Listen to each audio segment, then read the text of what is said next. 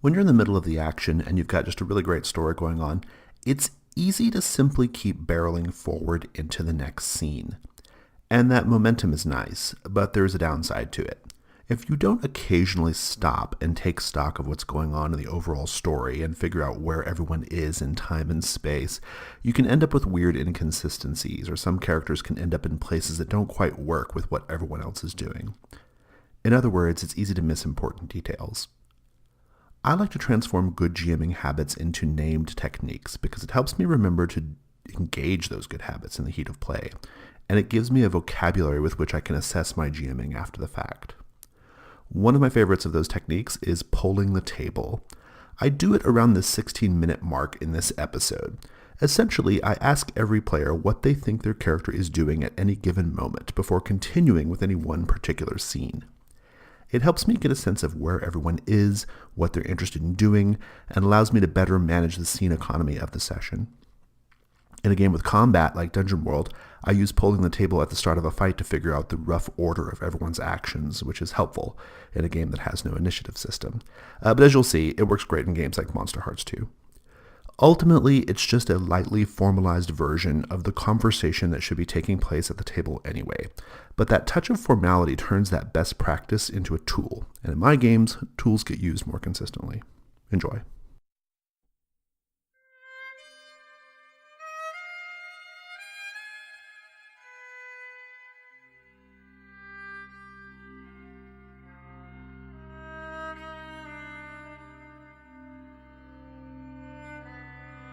Pull the headpiece over and tighten it all up.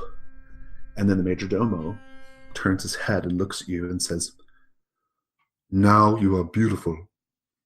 And then you just snap out of it and you're back to walking down the street. As soon as I snap back, I stop. It's almost like when you step off a curb and you didn't realize the curb was there. You have that jarring pause there. And I'm on the sidewalk and I just kind of look at my feet and around and just take a deep breath and pause and look, did I do something weird? Is anybody looking at me? That type of thing. When nobody does, because there's no one around. I just kind of shrug my shoulders and then just keep walking back to school, trying to just shake it off. Good. Homeroom. Let's do homeroom.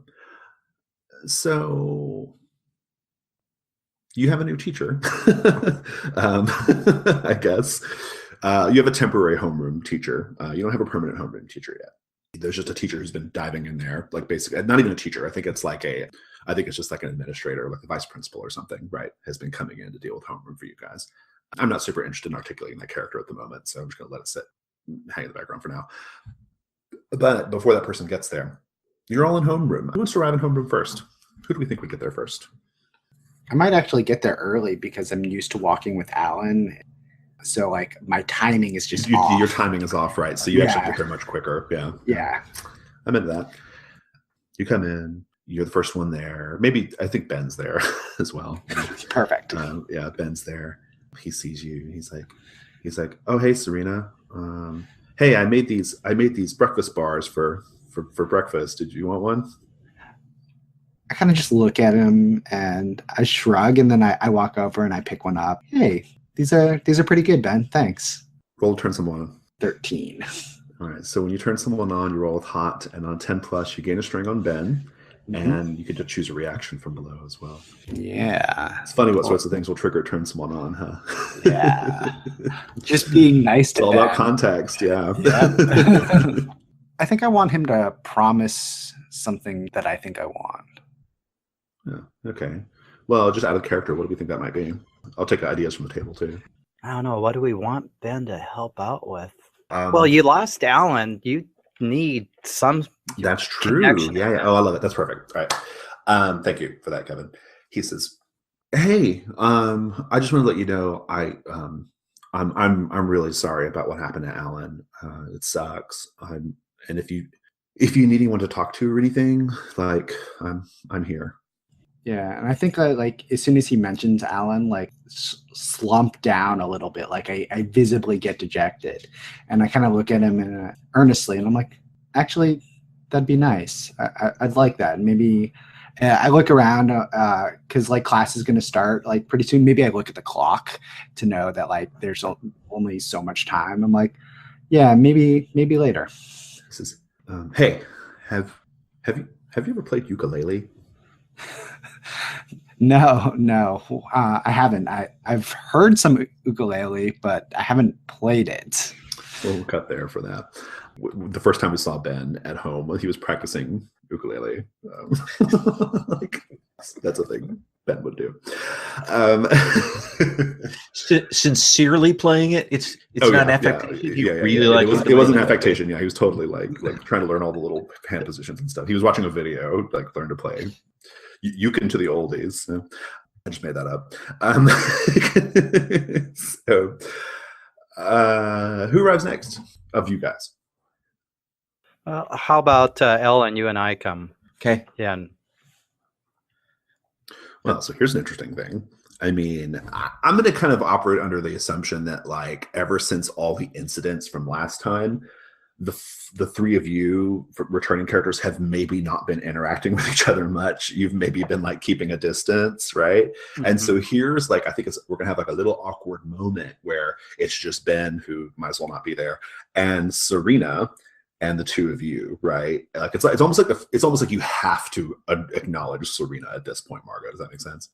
Yeah, it does. And because Serena knows everything about you, you have a hint of her.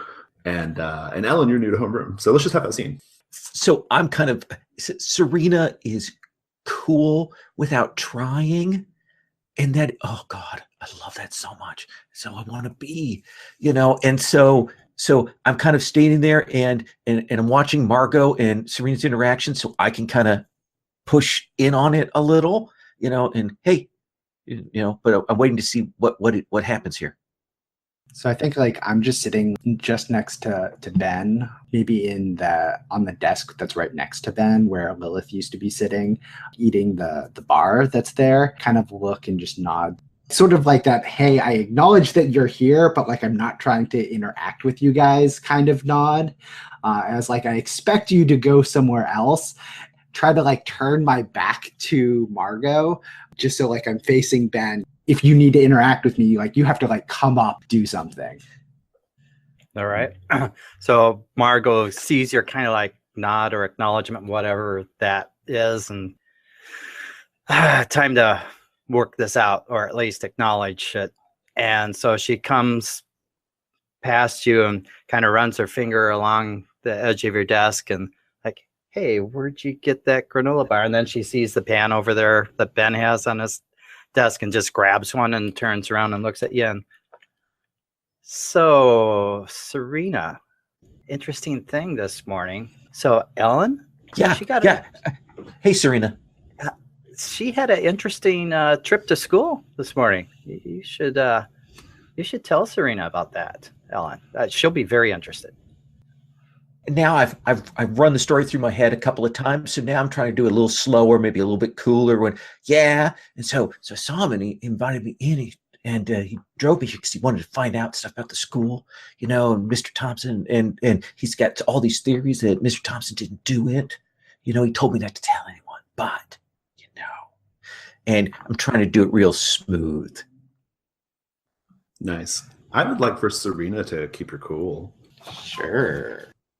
Because the idea of like the investigation proceeding would be problematic for you. No, I ended up with a 5. A 5. Okay, good. Mark and XP. Let me think about that. Let me put a pin in that for a second.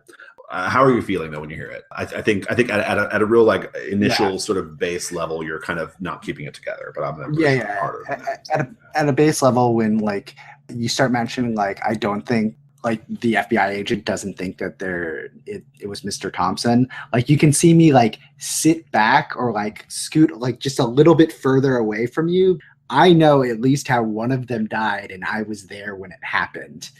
Sure, yeah, that's what you think. And I think that's going on. Right. Filing in, finding their seats. Everyone's, kind of the vice principal's still not there. It's Miss Forsyth, I think is what we named her last time.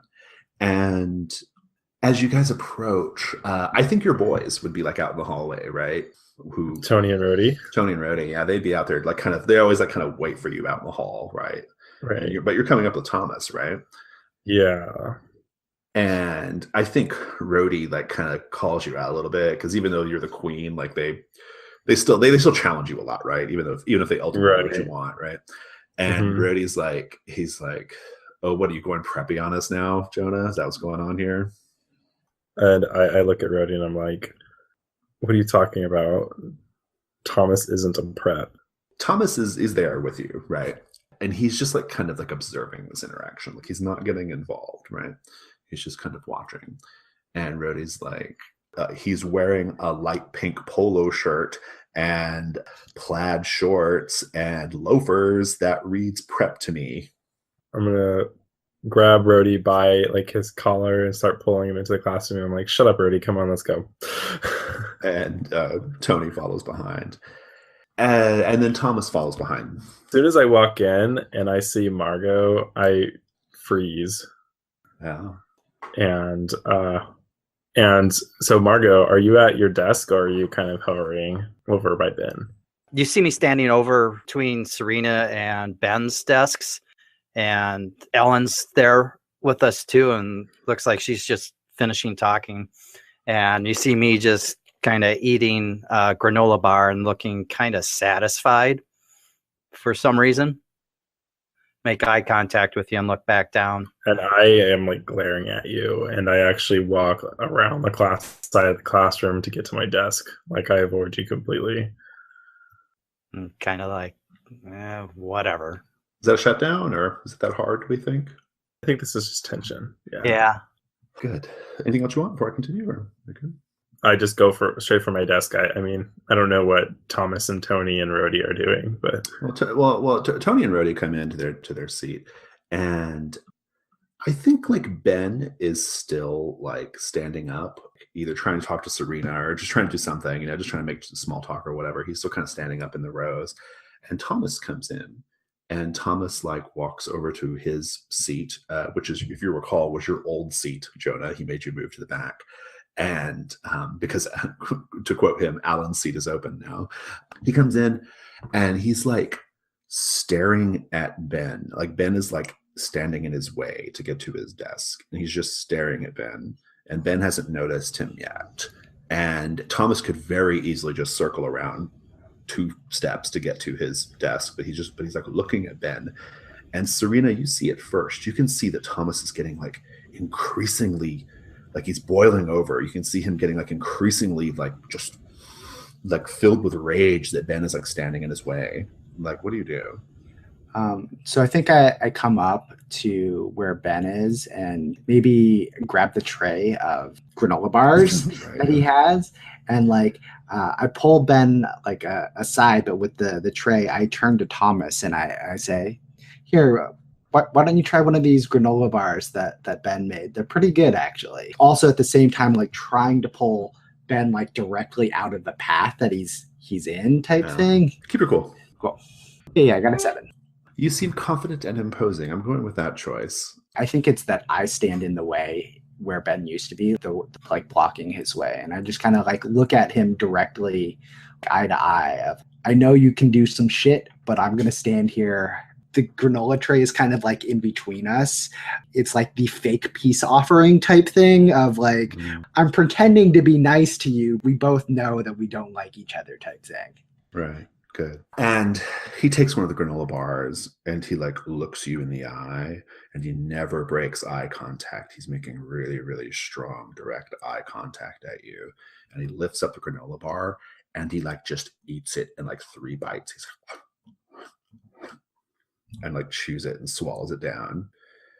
And then Ben has at this point moved out of the way or whatever, and Thomas goes to his seat and sits down.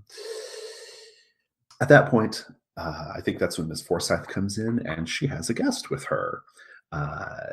Ellen, it's Agent Bellefontaine. He is with Miss Forsyth, and Miss Forsyth says, students, as you know, everyone sit down, please have a seat. As you know, we have been dealing with some terrible tragedies lately here at Mercy Falls High. And, well, this gentleman is here to help us get to the bottom of exactly what happened. And I don't think I need to go into the details about what we're talking about here.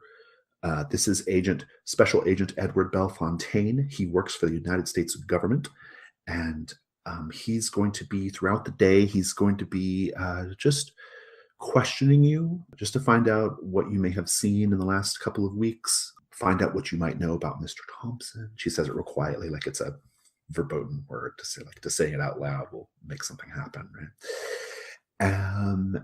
And so all of your teachers have been informed that you may be late to class or that you may be pulled out of class throughout the day. Issues with this, if you would like for us to call your parents beforehand, we're happy to do that. But if not, we'd like to go ahead and get started. And Mr. Bellefontaine would like to have a word with some of you. And Mr. Bellefontaine, and he takes out his little notebook and he says, "Yes, is there a Serena here?"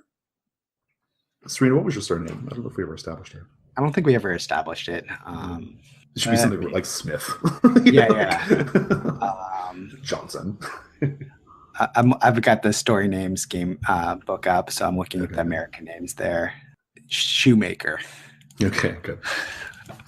Nothing to do with shoes, but that just happens to be the name. We were like, Smith is too common. We're going to pick a different. So it's not Schumacher, it's like Shoemaker. It's like okay, all right. And I just kind of like look up and like raise my hand. Yep, that's me. And like I just start like walking towards the front of the room. He says, "Cobbling is a dying art. More people should do it." Unfortunately, that's just our last name. We don't actually do that anymore. As you say, it's a dying art. He says to you as you're walking out, he says, "Yep, the souls on these pair are pretty worn out. I'm so busy out there solving crimes." So you're more of a beat cop? No, I work for the United States government, for the FBI. Okay. He says, "They set me up with a little makeshift office over here in classroom 194. So why don't we go ahead and go over there?"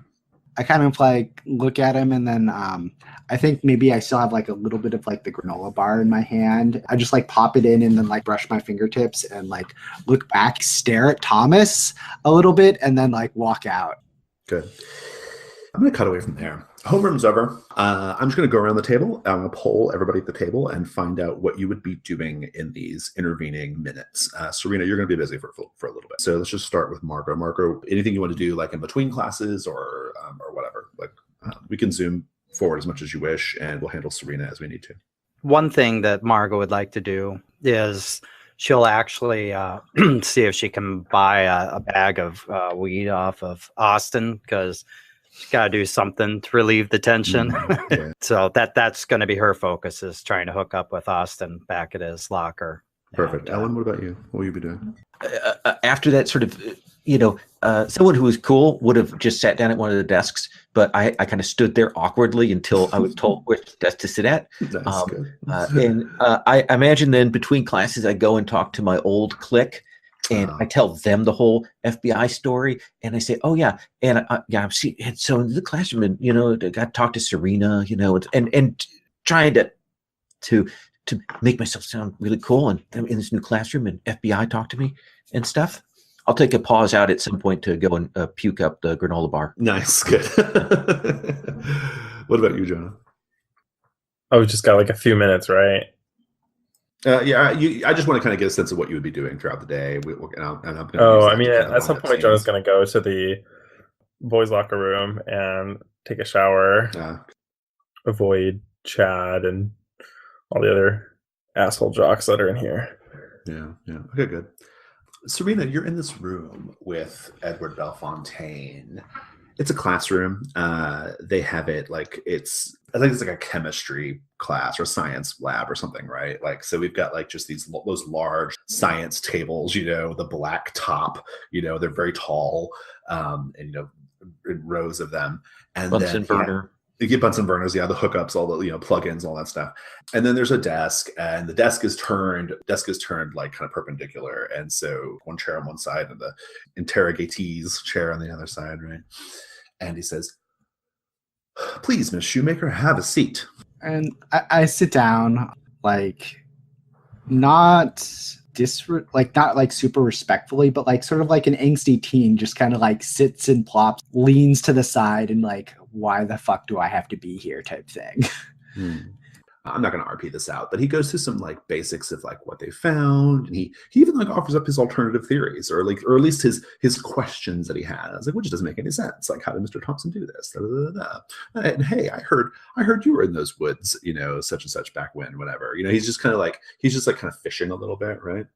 When he asks and tells me about the woods, I actually repeat like the town adages of like the woods are like dark and like scary. Why would I, a single young woman, go out into the woods?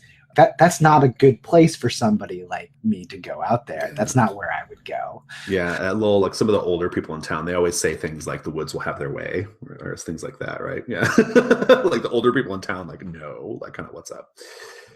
And he says, hey, here's a funny thing. One of the victims, Alan, he was one of your friends, right? Yeah, he was. It's not easy.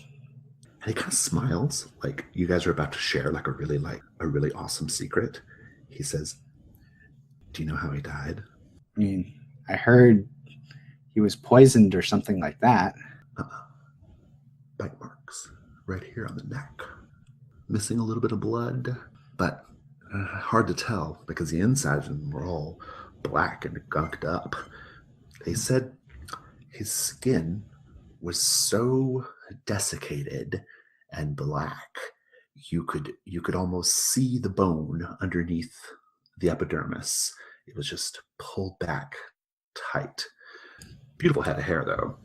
I'm shuddering because like I remember it and watching. I want you to keep it cool too. Yeah, keep it cool. Yeah, that's totally fine. Yeah. I get a 9. A 9. I'm gonna let him just move on to the next student. You're gonna basically kind of play this off, but I want you to give me your reaction. Like, how do you keep it together, and how do you make yourself seem like someone he shouldn't be concerned about? He was clearly trying to like get at you though, right? Like he's that kind of guy. I shudder a little bit and like I lean back and I'm like, what? Why would you tell me this? You know that he's my friend, or he was my friend. Like, I'm gonna have to now go see the counselor because of this. You should be a little bit more careful with your questioning. And he leans back and crosses his arm and smiles, like as if patting himself on the back. Good job, Special Agent Bellefontaine. You cleared that one. And then we cut away. So, Jonah, I think I want to have the scene with you in the shower, in the boys' locker room. You're showering. There's like a bottle of like body wash that like has been in there for 3 months, and Jonah just like goes over and looks around and then puts some in his hand. You're kind of alone right now, right? Yeah. Does anybody else want to be on scene before I continue? If he's in the shower, yeah, I may be. I'd love to frame it up this way if it's all right. I think it would be cool if like you're just walking by the boys' locker room and you just hear the shower going, but it's not like gym time or extra. It's not like intramural time or anything like that. You just hear the shower going, and the door is like propped open just enough. Right? What would you do?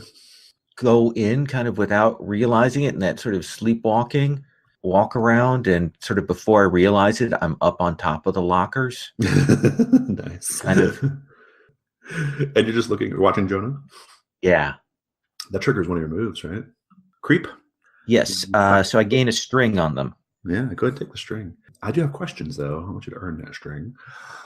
I think you notice some evidence of like the intensity and the bizarre behavior that Jonah gets up to in the forest on his body. What do you see on his body? Probably, I assume that they cut each other at least a little bit. Scars that aren't like they're more creatively done kind of scarification on his back and things like that. Does that seem okay, Jonah? Yeah, sure. Yeah. They do weird like little rituals with like body art and stuff. So like they've used blood and mud and other things. Yeah, that's not right. Second question: is Jonah doing anything inadvertently that might like turn you on? Or is it just all business, washing his body?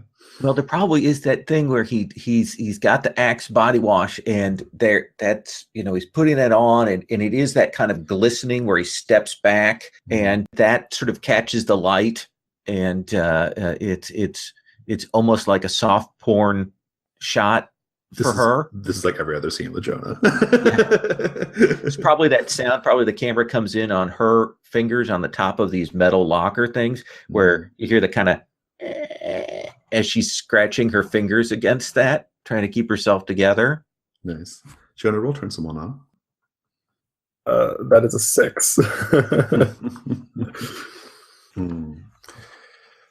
Good. Jonah, someone's watching you. Oh, Jesus.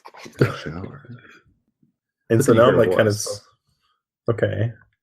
Well, you sure are looking awfully fit there, young man.